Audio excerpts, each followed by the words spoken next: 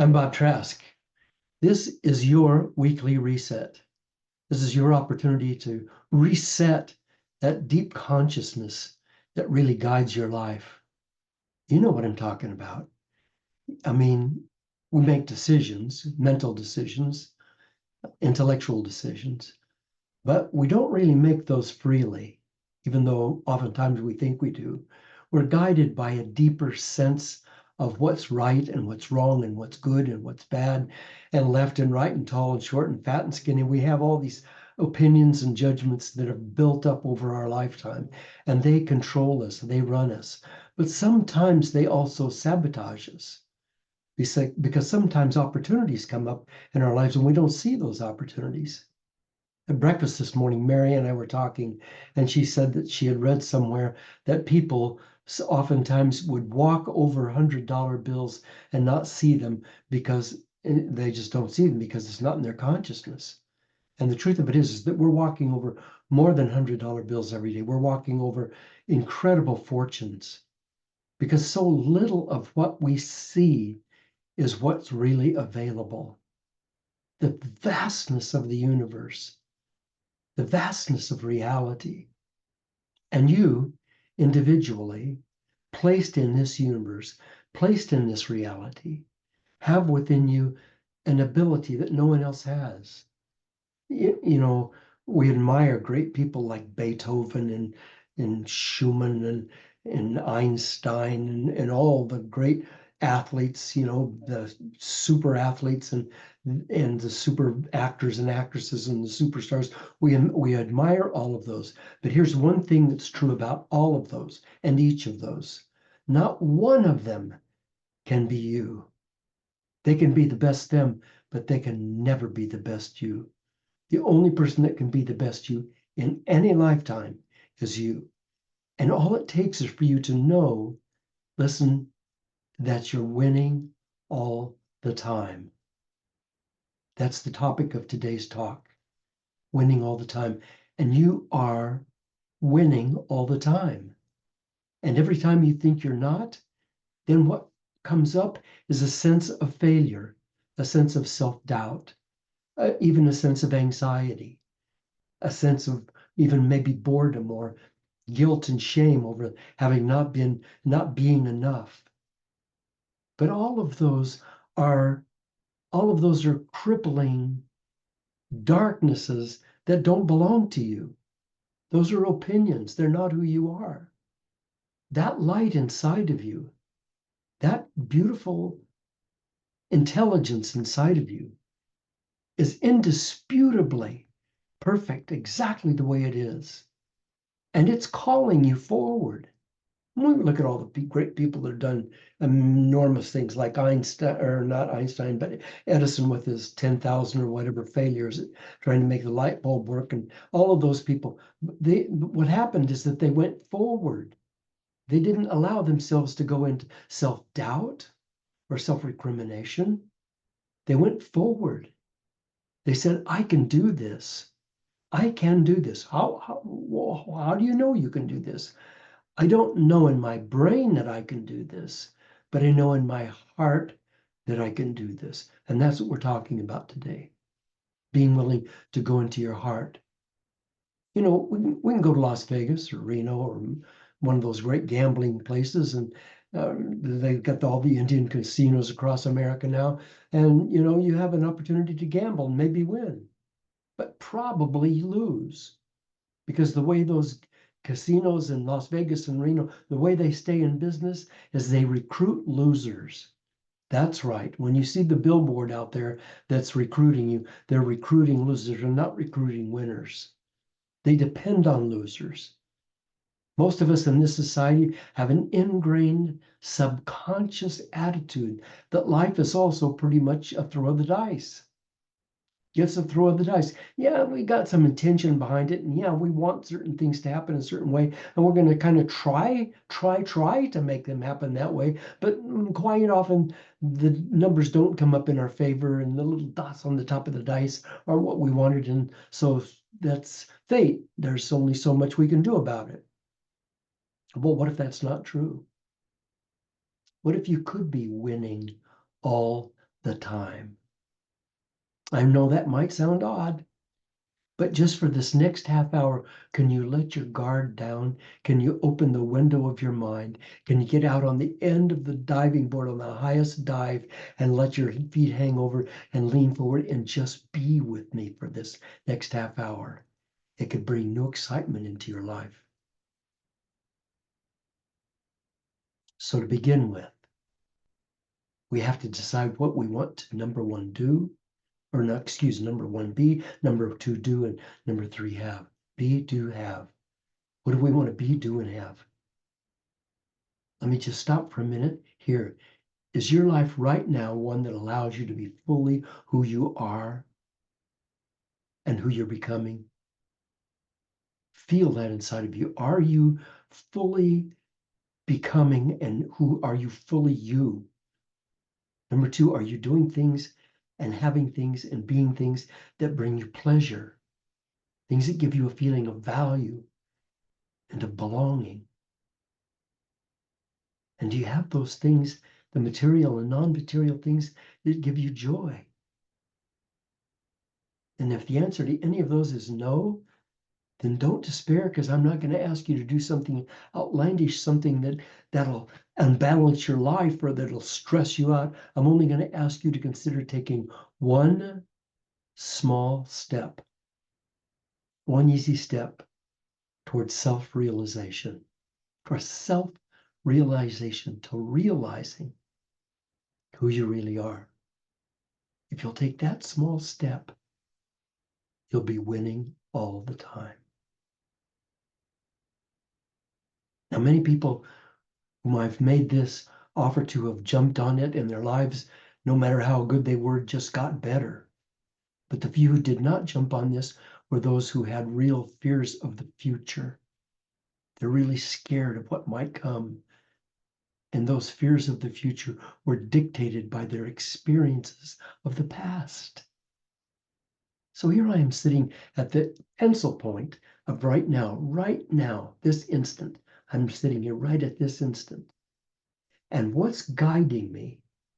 Am I looking back at my past and the failures and the doubts and the things that I had that proved I'm not enough? Is that what I'm looking at? And if I'm looking at the future, am I looking at the future and saying, oh my God, I've been there before. This is going to be tough. I have to be really, really careful. I've got to be really careful and guard myself at all times. I must tell you right now that winners live in the present. Losers live in the past. Let me give you an example. So imagine for a moment that you're a kid. You're, I don't know, 7 or 8 years old or something, and you decide that you want to be a gymnast. So you go to the gym and you start becoming a gymnast, and you do a lot of the things. You do the horse and you do the balance beam and you do a lot of things, and you feel pretty good at that. But by the time you get into the 7th grade, your vision has changed and you say, I really want to be a pole vaulter. A pole vaulter? Are you kidding me? So at 7th grade, you get this big pole and you start running up the track, and there's this thing called the pole vault that this thing slams into, and then you jump and the pole bends and you try to get over this bar. 7 years old, or 7th grade. And Katie Nijot became a gymnast with the dreams of someday being an Olympian. But then her gene changed from gymnastics in the 7th grade, and she took up pole vaulting.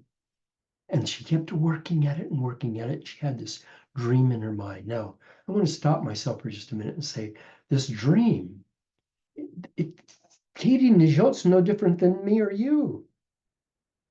This dream is something inside of you. This is something I want to be, to do, to have, and I'm called by that, but I have all kinds of reasons why I shouldn't go forward, because it won't work. It won't work. There's all kinds of reasons why it won't work. But if you trust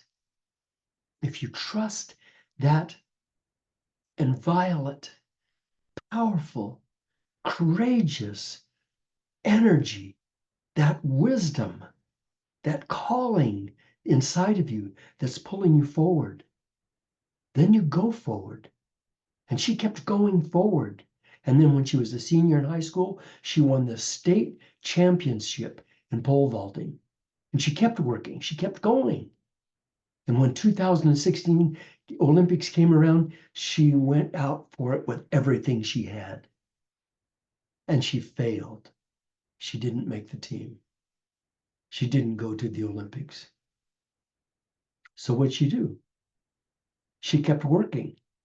She kept her dream alive. And then 2024 came around and her dream was coming true. She was accepted to the Olympics, and then she was in the Olympics and she was competing. And she's competing with the top Olympians in the world. She's rated, she's done really well. She's rated number 4 in the world at this point. Katie Nijotte, rated number 4. But the others are up against her right now. And some of them that are not rated in the top are amazing.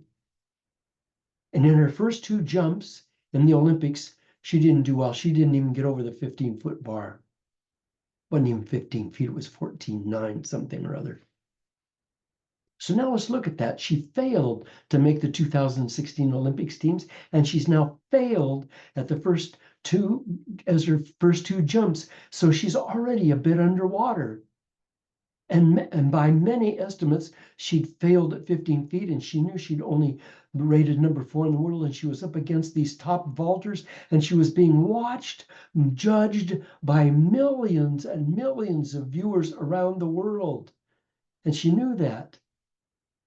The question is, for me and for you right now, what was her mental state?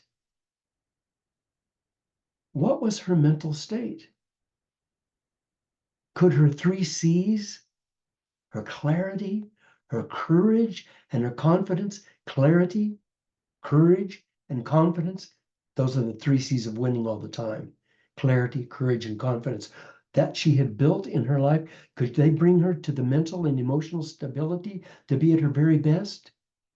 When she looked back over her life from the time she was a little kid going into gymnastics, did she get the clarity that she needs right now? Was she clear about who she was? Was she clear about her talent? Was she clear about what she needed to do? Did she have that clarity? And had she built the courage? Had she built the courage to step up in the face of this incredible challenge, the world watching, in the Olympics against the best in the world? Did she have the courage, or was her self-doubt going to be greater? And did she have the confidence? Did she know who she was? Did she know who she was? Could she bring her mental and emotional best to this? Multi-billionaire BC Forbes knew about losing and winning. He said, history has demonstrated that the most notable winners usually encountered heartbreaking obstacles before they triumphed. And they won because they refused to be discouraged by their defeats. I'm talking to you and I'm talking to me. History has demonstrated that the most notable winners usually encountered heartbreaking obstacles before they triumphed. They won because they refused to become discouraged by their defeats. They refused to become discouraged by their defeats. Now we're talking about Katie Nijotte. She stayed in the competition by clearing her next jumps. I mean, she could have been washed out, but she got those next few jumps done, and she did them well. And now came the big one. And now there was only a few competitors left, her and the top in the world. And now she's going for the jump, and all the marbles are there. This is for the Olympic gold medal. It's do or don't right now. She ran down the track. She shot her pole into the vault box, and she went up and up, and her pole bent as it was supposed to, bent and bent and bent. And at a certain point in that flight, she brought her body, as she'd learned in gymnastics, she brought her body into vertical, so her feet were straight up, and her straightening pole vaulted her high in the air, high in the air. She's flying, and then she folded herself over the bar, and in doing so, Katie Najot won the Olympic gold medal. My dear friend, there's a power in this universe, a power greater than any other power. It's the power that's flowing into every tree, every wave on the ocean, and it's flowing into you. It's flowing into you. Are you done? Are you finished? Is this it? Is this it for your life? You've reached this plateau, and you're going to put your tent up and build a little fire and sit and smoke your pipe right here. This is it? If you let that power come into you, then your life comes back on. And every wave in the ocean is flowing into you. If you doubt that power, it's called self-doubt. But we each have like a Learjet in the hangars of our brains, in the hangars of our minds. And they just sit there. Those Learjets just sit there. We don't fly them because we can't identify with them. We can't, in our simple little brains, we can't identify with the grace, with the power, with the powerful beauty that's inside of us. We can't identify with it. When I was a boy, I mean, we were quite poor, and we were staying with my grandmother at one point, and I was up on, she had rose trellises at the end of her porch, and I was up on the rose trellis, and she was in the country. We were up on this high hill, and I was climbed up the rose trellis, and I was hanging onto it, and the wind was blowing, and my hair was going, and the rose bush was going back and forth. And I imagined that I was in the ocean. I imagined that I was a sea captain. And I thought, God, to be a sea captain in the wild ocean. Never seen the ocean, incidentally, but to be a sea captain out on the ocean. And I looked over in the distance, and I could see this big mountain and the big rocks in that mountain. And I thought I could be a wilderness guide. I could take people through the wilderness, and and and maybe I could be a rescue person. I could rescue people that were in danger, and I could do medical treatments, and maybe drive an ambulance, or maybe be in fires, and I could be a fireman, or maybe I could be a singer. I love to sing. I could sing. Or I could be, or I could be an actor. God, that would be great. I'd be all that stuff hanging in this little kid's mind while he's hanging on this rose trestle in the wind. What I didn't know then, and I know now looking back, is that that wasn't in my mind, it was in my heart. And it was calling me and saying, Bob, come out and play. Come out and be who you came here to be. So I didn't have a lot of education. I dropped out of high school. But I did become a sea captain. And I did become a singer. And I did become an actor. And I did become a wilderness guide. And I did become a free diver and a scuba diver and a scuba diver and diving instructor. And I became an emergency rescue technician. And I wrote books and became well known around the world for doing a lot of things. But all of those were steps. All of those things that I dreamed of, they were steps. I needed to do this so I could get to the next step, and do this so I could get to the next step. And now I'm here. This is who I am, and I'm here talking to you today. And this is who I am. But is this who I am? Is this it? Is this as far as I go? I don't know. I know I still have that fire burning in me. I know that light still shining out, and it's saying, don't give up, don't give up, don't stop, don't stop. But I don't know what the next step is. But I will take a small step into the darkness around me, the darkness of doubt, the darkness of uncertainty. I will take a small step forward, following my bliss, following the joy in my heart. And I'll see where it goes. And that little step will lead to another step and another step and another step. And whatever happens is whatever will happen. But I'm here to be me, and you're here to be you. And no one else can be you. No one else can be the best you ever, but you can be the best you ever. And in doing that, you would change the world. In doing that, you'll make a difference in other people's lives. What holds us in confusion about what we could do and what we could be and what we could have is our self-doubt. But we were each of us born with like a radio in our heart. And it has a little tuning knob, and it has a little volume knob. And on that little tuning knob, you can turn it to any station. And you can listen to me, or you can listen to someone else. You can listen to certain music. You can listen to static. You can turn it and listen to your past and all the mistakes you made and all the heartbreaks you've had. You can tune it anywhere, or you can tune it to the station that's playing your music of who you are. Only you. Only you. Your broadcast station from your heart. This is who I am. And that comes out of you with a force and a power. And it makes you undeniably successful. And you'll be winning all the time, all the time, all the time. But you have to be willing to be you in order to do that. Until you discover that sage inside of you, until we discovered that sage inside of us, we might be living according to someone else's ideas of who we are. Is that right? My wife Mary tells me that sometimes when she would get dressed, when she was a teenager or so, she would get dressed and she would wear what she thought she was going. And if she'd leave, her mother would say, "Are you going out wearing that?" And and and I don't know if she went out wearing that or what. She went back and changed so Mama would be pleased. But we do that. We do that. We say, "I've got to make sure I look okay. I'm okay for everybody else." And we can't be that way.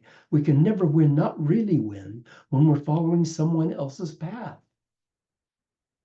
Albert Einstein said, "Everybody is a genius. Everybody's a genius.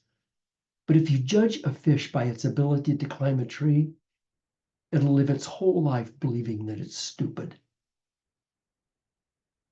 Everybody's a genius.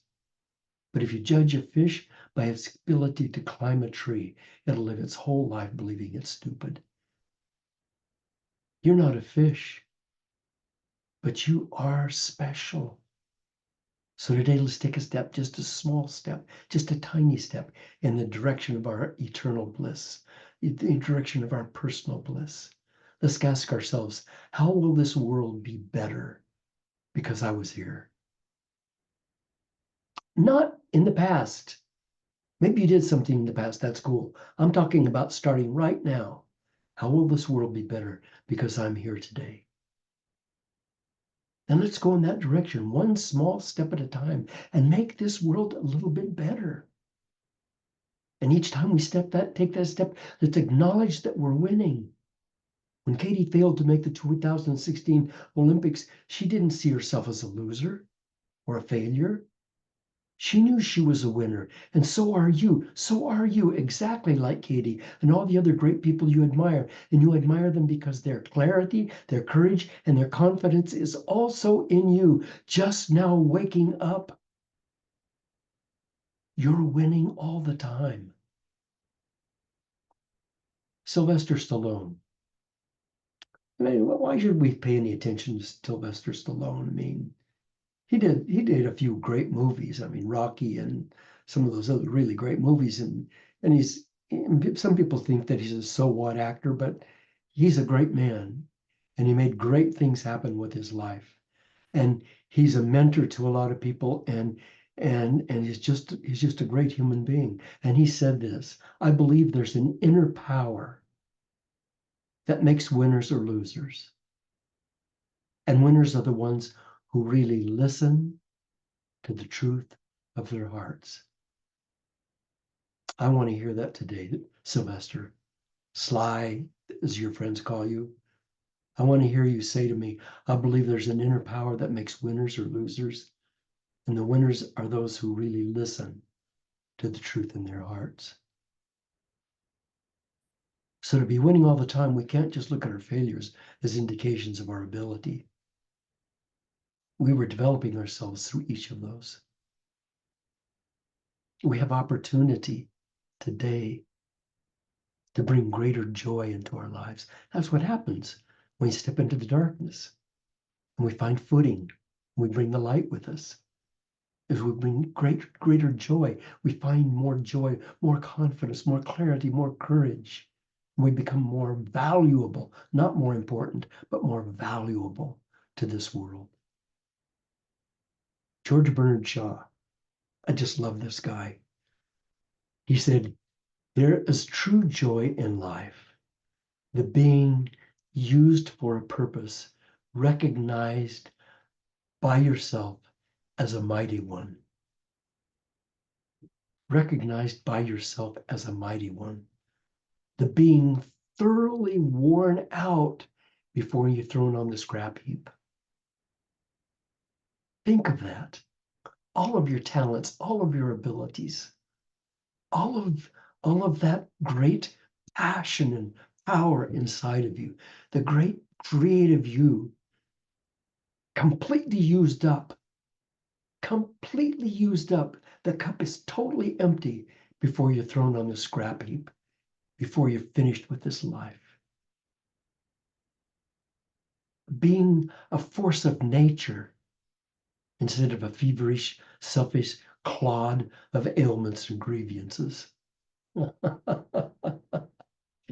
Thank you, Mr. Shaw. The being a force of nature. Let's be a force of nature today. Let's go forward and be a force of nature. Thank you for being with me. Thank you for attending this weekly reset. And I hope that what I've said today affects you in a way that makes a difference in your life. Thank you.